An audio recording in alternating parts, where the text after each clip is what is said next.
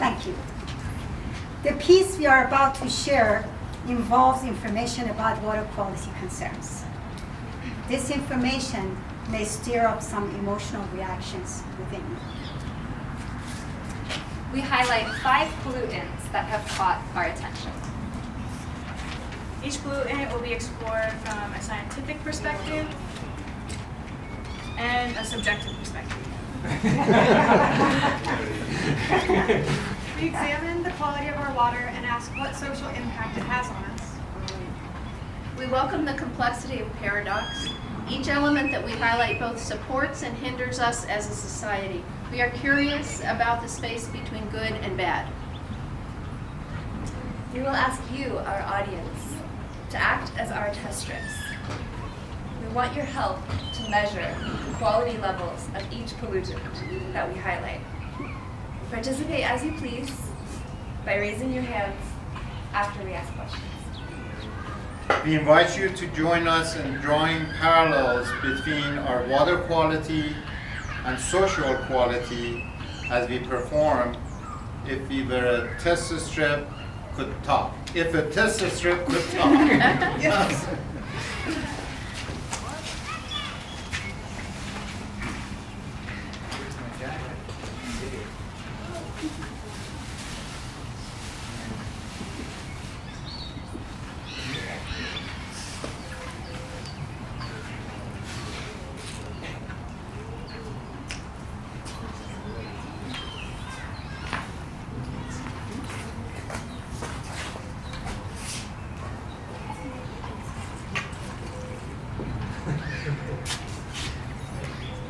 This water looks clear, but is it really safe?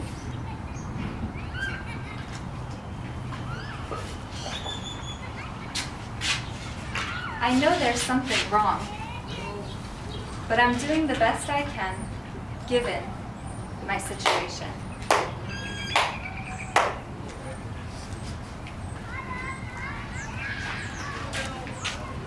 What is in you becomes a part of me.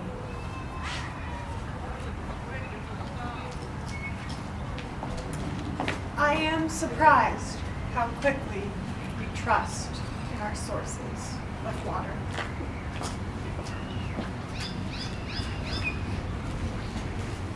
I can only handle so much alarm, and right now, I can't worry about water too.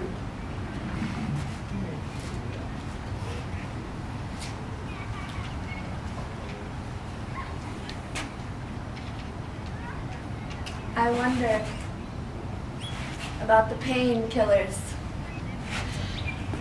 in the bay mussels of Puget Sound.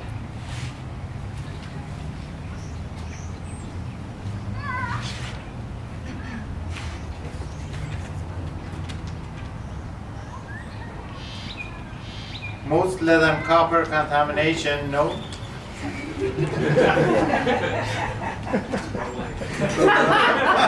Sorry. It's okay. You can treat water. But I don't have my thingy. It's okay. You can stand. I can treat water. They're not getting paid, so.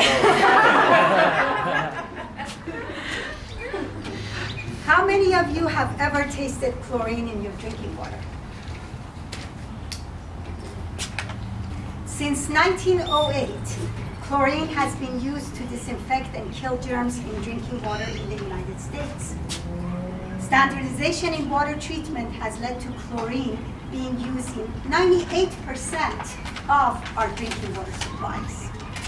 When reacting with natural organic matter in water, chlorine creates disinfection byproducts. Over time, these byproducts can be cancer-causing. We standardize to simplify.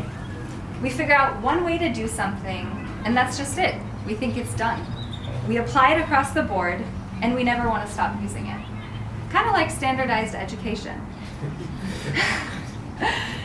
You know, it is helpful to have comparison across people, but we know each human being is so complex. My 22 years as a student and 5 years as a teacher have shown me the negative byproducts that come as a result of standardized education. We standardized the use of chlorine, and life has responded back with bellows of complexity evident through disinfectant byproducts. We have known about these cancer-causing byproducts for quite some time. We have become accustomed to using chlorine in the US and have made it a standard since the early 1900s. However, since the 1980s, many European countries have begun switching away from chlorination to ultraviolet disinfection and other advanced technologies, which eliminates both the health concerns of disease-causing pathogens and chronic health concerns of chlorine-related byproducts. Maybe it's these standards that make it so hard for us to change. We set a standard, and that's it. We think it's done. We rarely take them under question and reevaluate if these standards are still relevant. The standardization of chlorine has led to cancer-causing disinfectant byproducts. We overlook this because cancer is a long-term chronic issue. The standardization of education has led to mental health issues, despair, insecurity, and unused creative potential in our use. We overlook these because these are chronic, long-term issues.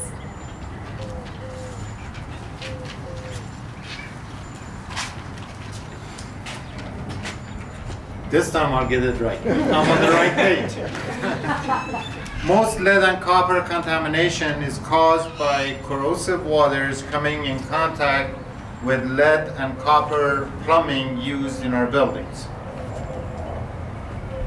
Arizona has some of the largest copper deposits in the world. Imagine watersheds being the plumbing system of Arizona. Creeks, streams, rivers, aquifers, all providing water to us each and every day. Private mining companies come to break up and blow up Earth's crust. They come to our home where we eat, drink, and breathe. Copper mines use high volumes of water, millions of gallons each and every year, enough water to sustain thousands of people for the years to come. Copper mining has high potential of contaminating the water, making the water corrosive and contaminating our bodies. Drinking water has EPA and Department of Environment in Arizona action level of 1.3 milligrams per liter. That's called the maximum contaminant level for copper. Health effects of drinking water includes vomiting, diarrhea, stomach cramps, and ultimately liver damage and kidney diseases. So I have a question. Using your fingers, out of 10, how many copper mines in Arizona do you think are on Native American land?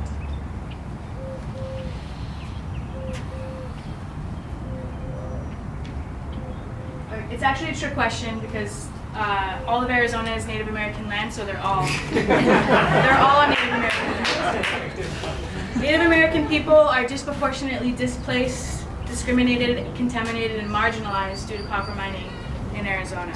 There are copper mines on the sacred land of the Tohono O'odham and the Pasquayaki tribe near Tucson, and at Oak Flat, which is a sacred land to the San Carlos Apache and their related relatives. These areas have been used for traditional livelihood, including medicine, food, dwelling, water, hunting, and spiritual practices. But when the land is stolen and destroyed, homes and bodies are also stolen and destroyed. And so my next question for you is, if you think Arizona is in the top 3 richest copper deposit areas, put your hand all the way up. If you think Arizona is in the top 10, put your hand like right close to your head, but don't touch your face. And then if you think neither, put your hand down. Country or the world?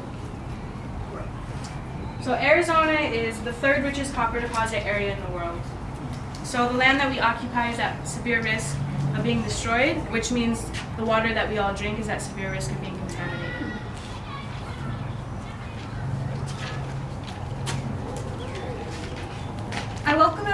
close their eyes for a moment. Now that you cannot see me, am I still here? When something escapes our sight, does it vanish from existence? When we throw something away, does it too vanish? In children, we call the ability to know things remain, whether or not we have our gaze upon them, object permanence. Now open your eyes. Here I remain, just as everything that we throw away remains, even if altered in form. Nearly 300 million metric tons of plastic are generated each year. And of that, between 4 to 13 million metric tons enter the ocean. These plastics demonstrate object performance in our world. The plastics we once used break down and become particles that we ingest through a variety of means, ranging from food to water, even to the air that we breathe. The rates at which we are consuming and throwing away have skyrocketed, and they're only expected to grow more. But this is impacting more than just the material world we live in. Research has shown it's also impacting our relationships. When things break, we go out, seek something new, something better, just replace what has been broken. But the norm used to be to repair.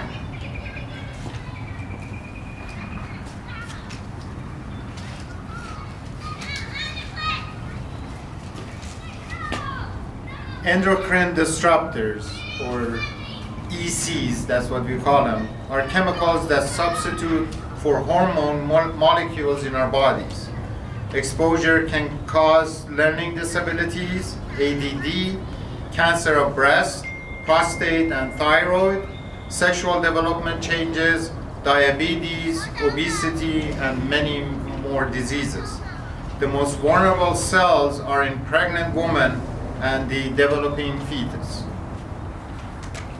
As a child of the 50s, I carry a legacy of Tupperware, flame retardants, cans lined with plastic, water bottles, styrofoam.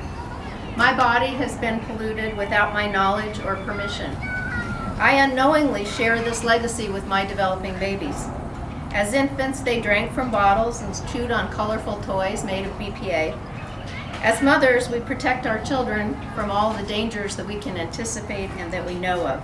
I only wonder how these exposures may manifest for them.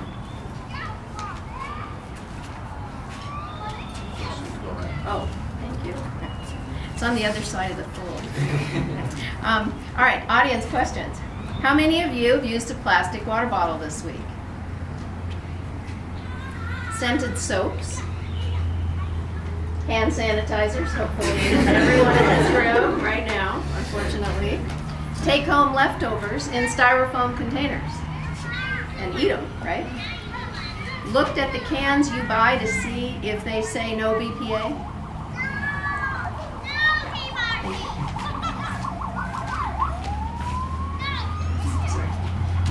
Forever chemicals. That's not on my script. Do you guys know what that is? Why do we call it forever chemicals? There are certain chemicals that we have found that they don't dissipate, they don't change, they're always here.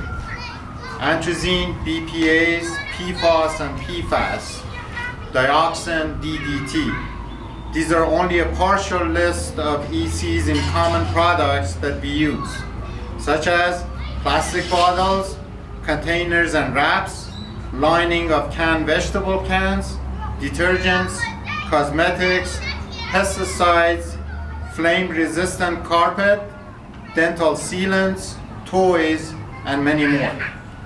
Efforts to limit the use of these chemicals have faced significant resistance by the industry as well as many regulatory agencies.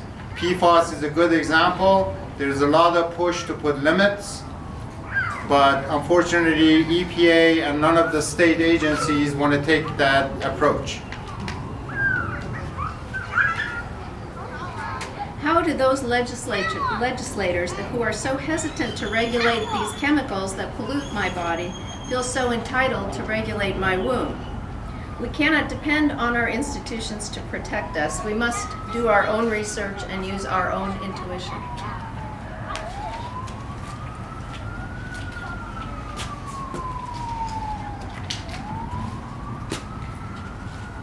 Drugs that we use, including painkillers, are detected in our water sources. Why do we take painkillers? Pain is defined as an unpleasant feeling that is conveyed to the brain by sensory neurons. However, pain is more than a sensation. It also includes perception, the subjective interpretation of discomfort.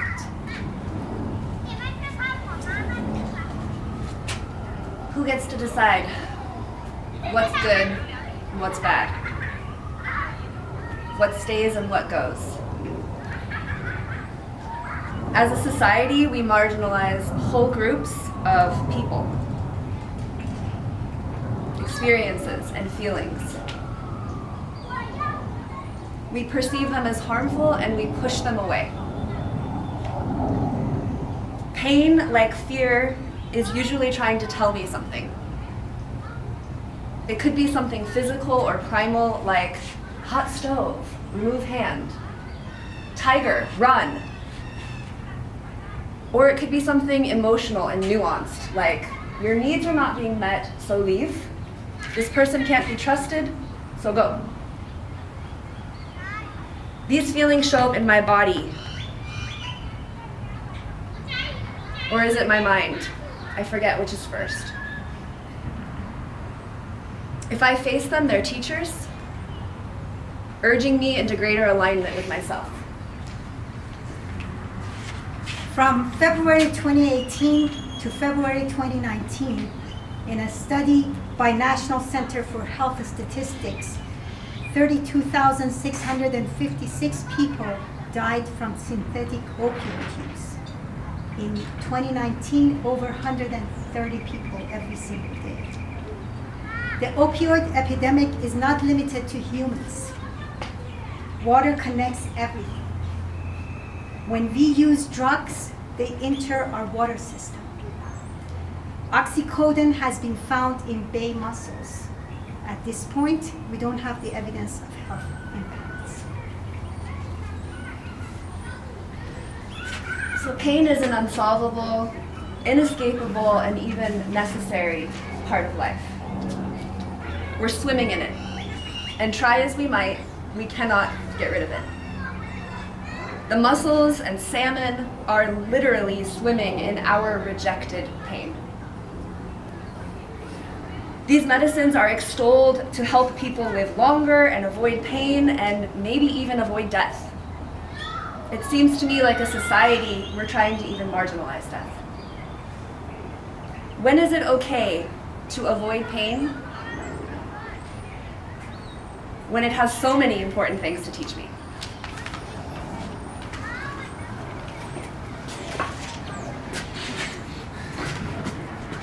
At this point, we are aware how complex our water quality challenges are, and I tried to show you some of it on the graph. Complex challenges require complex solutions. Advanced water filtrations, such as membrane, nanofiltration, and reverse osmosis, allow us to carefully remove and reject the pollutants based on their size, shape, and molecular properties. We too have this power to filter as a society. We can zoom in to understand the size of the phenomenon we face.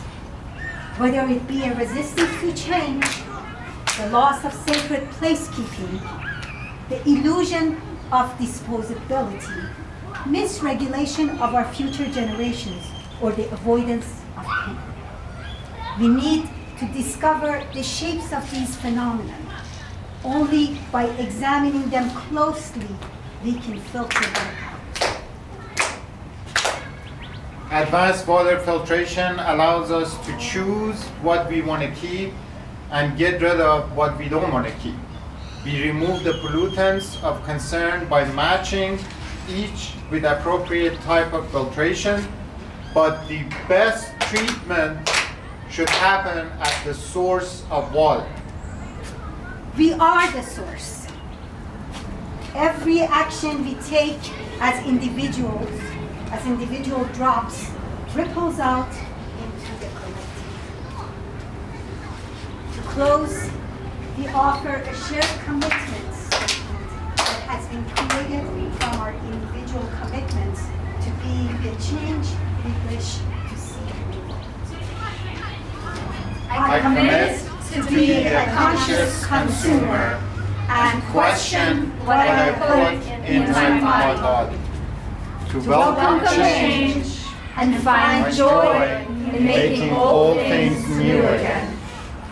to organize as my capacity allows and balance long-term and short-term needs.